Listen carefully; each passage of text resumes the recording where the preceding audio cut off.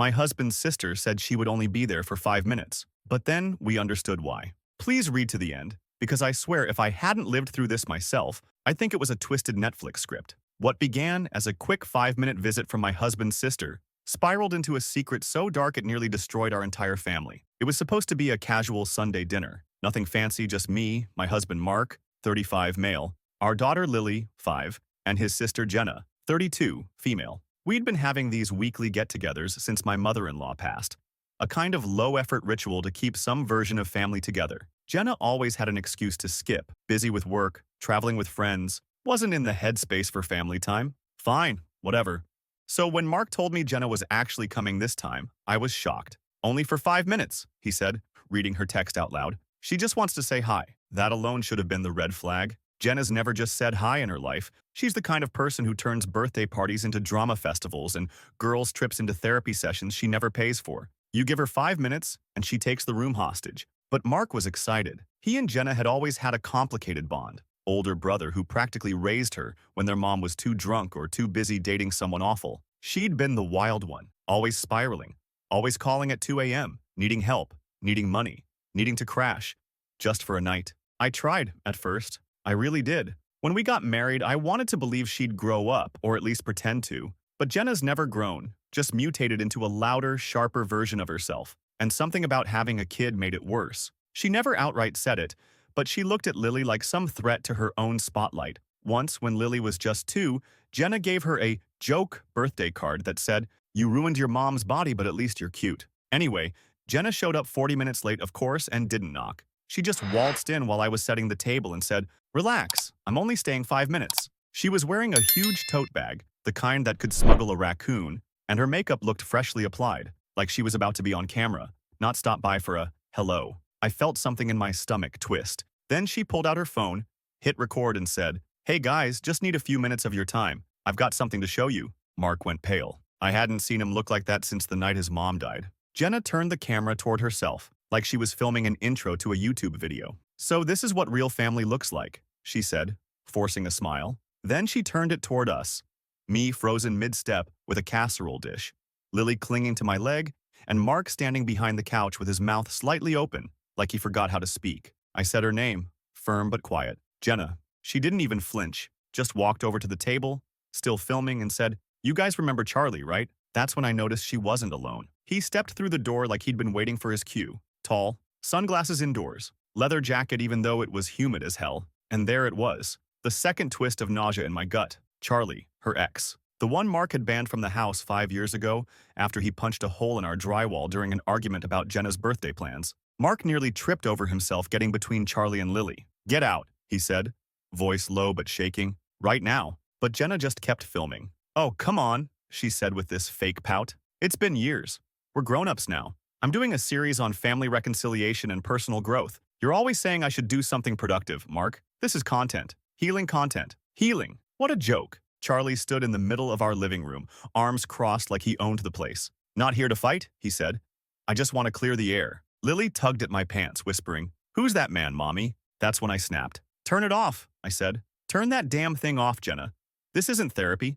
This is my home, and you didn't ask." But Jenna just kept going. "You always do this," she said, pointing the camera at me now. "Act like you're the gatekeeper. Mark's not a child. He can make his own decisions. You brought a man who threatened your brother into my home without telling anyone," I said, voice rising, "with our child here. And you're filming it for what, likes?" Then Jenna smiled. That slow, poisonous smile that said she had more. "This isn't just about likes," she said, tucking her phone into her bag. "It's about the truth, and I'm tired of keeping secrets." Then she pulled out a manila envelope, thick, yellowed at the edges. Mark looked like he'd seen a ghost. "Let's talk about Dad," she said, and the room went silent. Mark didn't say a word, didn't even move, just stood there with his hands clenched into fists at his sides, jaw tight, eyes locked on that envelope like it was a ticking bomb. I stepped between Jenna and Lily without even thinking. "What is that?" I asked. My voice wasn't loud, but it was shaking. I could feel the air in the room change, like we were standing at the edge of something deep and dark. Jenna tapped the envelope against her palm.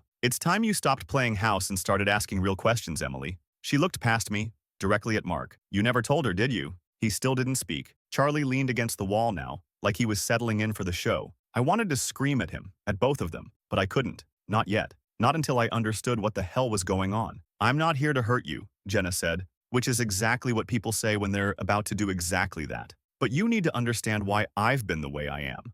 Why I left. Why I never come around. Then she opened the envelope. Photos. I saw them before Mark did. Or maybe he saw them and just refused to react. A Polaroid fell onto the table. Blurry, old, but clear enough. A boy, maybe 10, Mark, and a man beside him.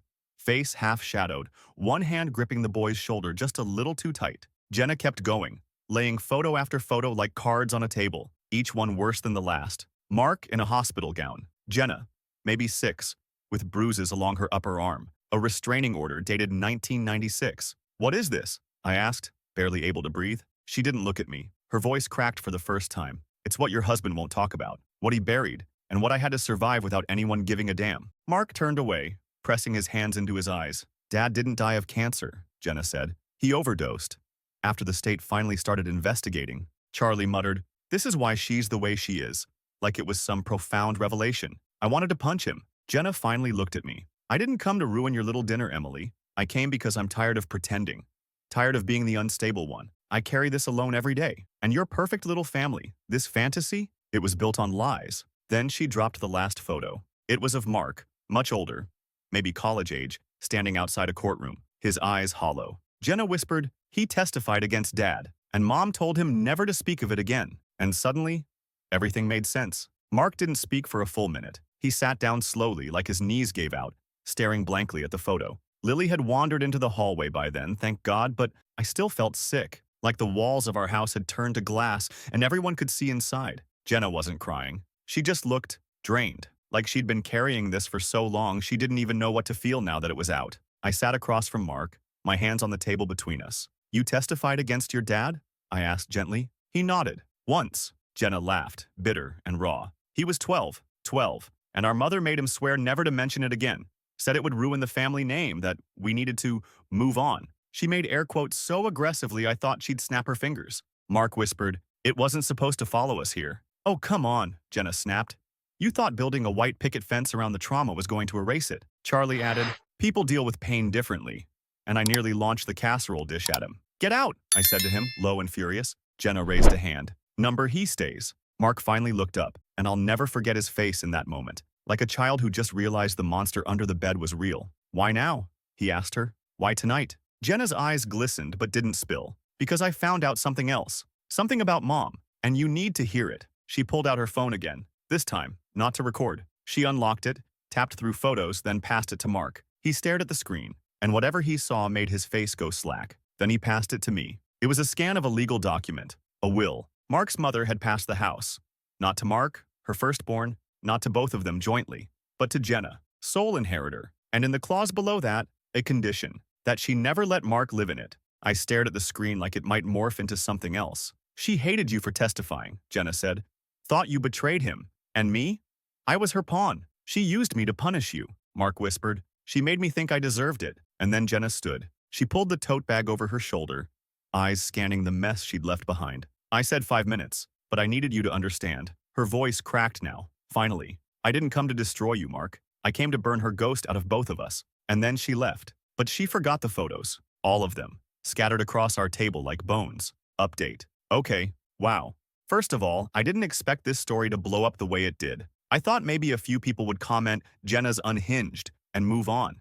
But some of y'all went full Reddit CSI, dissecting every line and theory. I read through hundreds of your comments last night with my mouth half open. And honestly, some of you saw things I didn't even clock in the moment. So here's where we're at now. It's been 4 days since that night. Since the 5 minutes that shattered what I thought was a solid marriage, a normal family, a safe home. A few things have happened. First, yes, I confronted Mark. Gently, but I did. We talked for hours. I had to wait until Lily was asleep, but once she was out, it all came pouring out of both of us. Turns out Jenna didn't exaggerate a single thing. If anything, she toned it down. The abuse, the silence, the absolute mind-warping manipulation their mother pulled, it's like they were raised in a psychological war zone. Mark hadn't told me because he was ashamed. He said, "I thought if I didn't talk about it, I could keep it from touching Lily." But trauma doesn't stay buried. It festers. Second, about that will, we found the original, locked in a fireproof box in our attic. Mark had no idea it was even there. He thought the lawyer had handled everything already. Nope.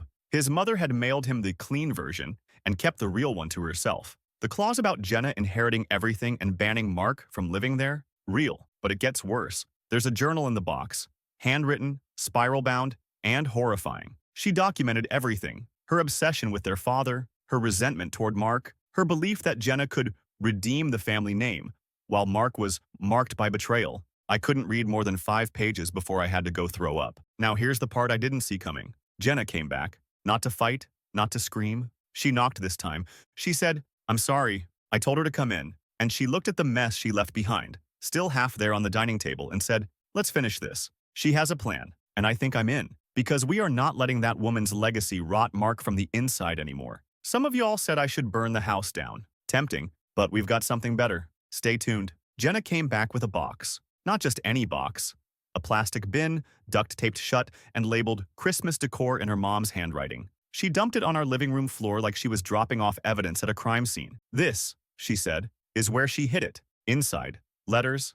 Dozens. Some still sealed. Some opened and refolded 100 times, all addressed to Mark. Some dated as far back as 2007. None of them ever reached him. I found these in the attic crawlspace after she died," Jenna said, pulling out a stack like she was dealing cards.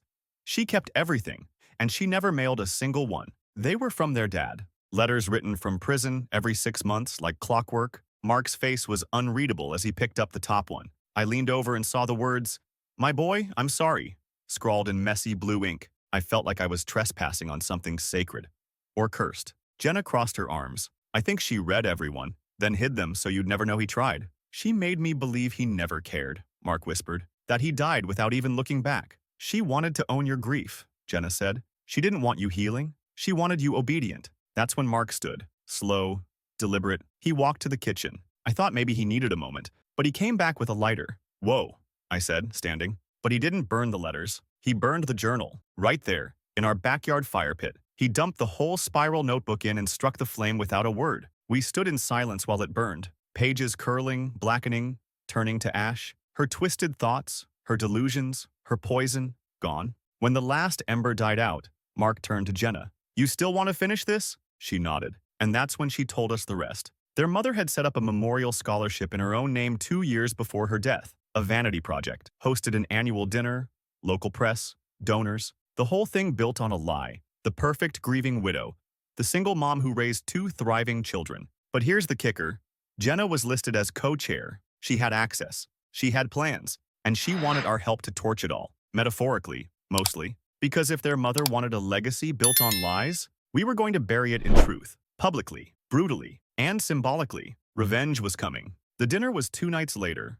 Annual scholarship gala, black tie, held at a smug little country club with chandeliers shaped like icicles and wine that tasted like someone had whispered the word grape near water. Mark didn't want to go at first, said it felt wrong, like weaponizing grief. But Jenna looked him dead in the eye and said, "We're not weaponizing it. We're reclaiming it." So we went. Jenna wore their mother's favorite red dress, the same one she'd worn in every gala photo for the past 5 years. Mark wore a black suit, no tie, refused to polish his shoes. I was there as supporting family, but really, I was the lookout. The plan was simple. Jenna still had access to the slideshow presentation. She'd emailed the files to herself for backup weeks earlier, and no one questioned it because no one questioned her mother's golden child. Charlie was not invited. Thank God. Jenna waited until the speeches started. Some local businessman was droning on about integrity and resilience, and Mark looked like he was physically holding himself together with his teeth. Then the screen behind the podium flickered. It started subtle. Photos from the old slides, family snapshots, community projects, but altered. Text overlays. Captions Jenna added. One showed their mother posing with donors. Smile wide enough and no one asks where the bruises went. Another, Mark at age 12, standing outside a courtroom. The cost of silence is paid by children. The room started murmuring. Confused faces, chairs shifting, then the final slide hit. A scanned page from the journal. Not the worst entry, but damning enough. I told Mark today that loyalty is more important than truth. He cried and begged to call the police. I told him to be quiet. We protect family. Gasps. Real ones. One woman dropped her champagne flute. Then Jenna walked up to the mic. She didn't read from notes. Didn't apologize. "I'm not here to protect my mother's legacy," she said.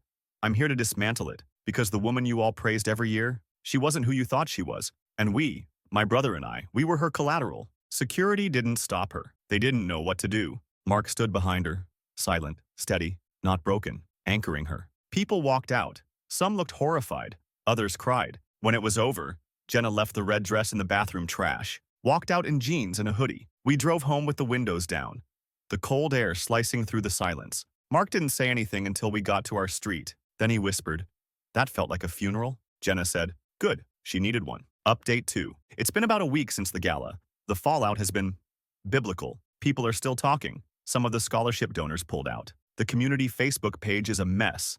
Half the town calling us brave, the other half calling it a stunt. But I don't care. Because for the first time since I met Mark, he's sleeping through the night. That alone is worth it. Some of you asked if Jenna regrets anything. I asked her that, actually. She said, "I regret not doing it sooner, but I don't regret a single damn word." She's been quieter since the dinner. Not broken, just still, like someone finally laid down a sword they've been holding since childhood. There's a kind of peace in her now, twisted and cracked and beautiful.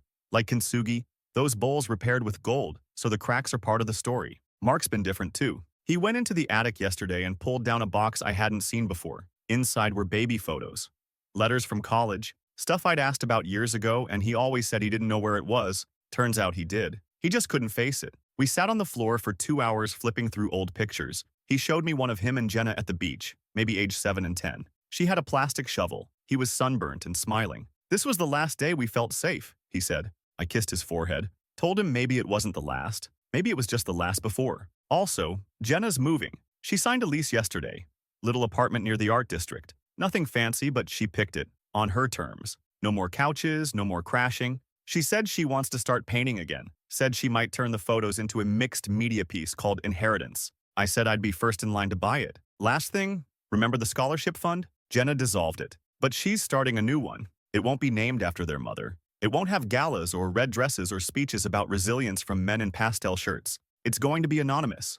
Quiet. For kids who survive things they're told never to talk about. She asked me to help her write the mission statement. I cried. Anyway, that's where we're at. She said she'd only stay 5 minutes. She stayed long enough to change everything. 3 days after the gala, we got a letter. No name, no return address. Just a thin white envelope on our doorstep, handwritten in perfect cursive. At first, I thought it might be one of those weird community backlash notes. Some rich donor upset we'd tainted a beloved memory. But when Mark opened it, he went dead silent, then handed it to me. It was from their mom's attorney. Apparently, there was another will. Not legally binding. Just a draft. A journal entry, really. But it was typed, dated 2 years before she died. And it was chilling. She'd planned to leave the house to Mark, originally. "I worry Jenna won't know what to do with it," the letter read. "Mark is stronger, quieter, more obedient. He'll keep the family name intact." But 6 months later, she made the change. Jenna inherited everything. Mark was blacklisted. Why? Because he'd started therapy. That was it. "She's slipping," the note continued. "She's becoming someone else's version of herself, and I won't have my legacy rewritten by shame." It hit Mark like a freight train. The realization that even trying to heal was seen as a betrayal. We sat on the couch for hours after that, holding each other, not speaking. That night, I found Jenna outside. She was sitting on the back porch barefoot, drinking wine out of a mason jar like it was a protest. "I read it too," she said, before I even asked. "I wasn't the favorite. I was the punishment." I sat next to her. "What do we do now?" She looked out at the yard. "We bury it." I thought she meant metaphorically. She did not. Next morning, Jenna came by with a shovel and that plastic bin full of letters and photos. She handed Mark the lighter. "You already burned the journal. Now let's bury the rest." We drove to the old family property, the land their parents used to own, long since sold to developers, but the back acres were still woods, still untouched. Mark picked the spot, under a crooked elm tree near the edge of a creek they used to play in as kids. No ceremony, no words, just 3 people, a shovel, and years of silence turned into ash. We buried it all. Letters, photos, the cursed envelope, the fake scholarship pin. Jenna pulled out a Polaroid of her and Mark as kids, the one where they were actually smiling, and folded it into her pocket. "That one," she said, "gets to live." And then we left. We didn't look back. The last thing I expected after all that was peace. But that's what settled over us. Quiet, unassuming, strange peace. Mark started cooking again. Not just eggs or toast, but real food. He made homemade gnocchi on a Tuesday. Said he used to cook with his grandma before everything went to hell. Watching him toss flour with Lily while she shrieked with laughter was like seeing a different man, or maybe the real one, finally unburied. Jenna, for the first time in her entire chaotic orbit, got a job. Small gallery downtown. She frames other people's art now. Says it's like holding other people's memories for a minute, without the responsibility of keeping them. I told her that sounded poetic.